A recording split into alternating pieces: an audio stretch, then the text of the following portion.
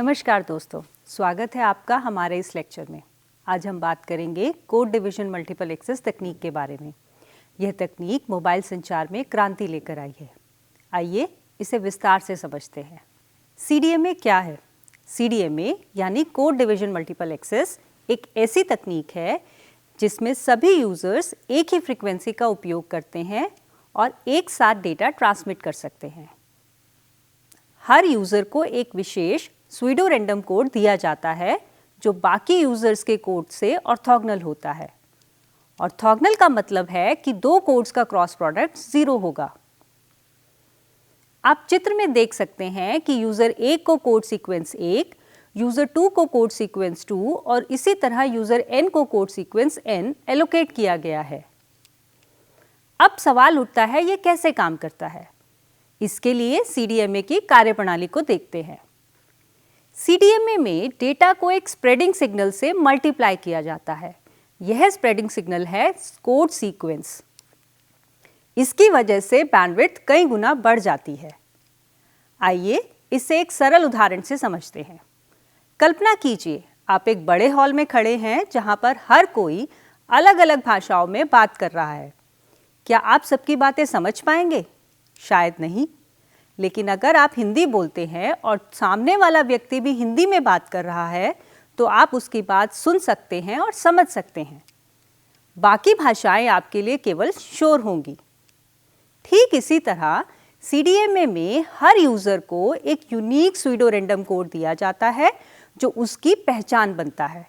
जब रिसीवर पर डेटा पहुंचता है तो रिसीवर इसी कोड का उपयोग करके केवल इच्छित डेटा को डिकोड करता है। बाकी सभी डेटा शोर के रूप में देखा जाता है। आइए बात करते हैं CDMA की विशेषताओं की। CDMA की कई विशेषताएं हैं जो इसे अन्य तकनीकों से अलग करती हैं। सबसे पहले CDMA सिस्टम में सभी यूजर्स एक ही फ्रीक्वेंसी साझा करते हैं क्योंकि हर यूजर की पहचान है कोड सीक्वेंस।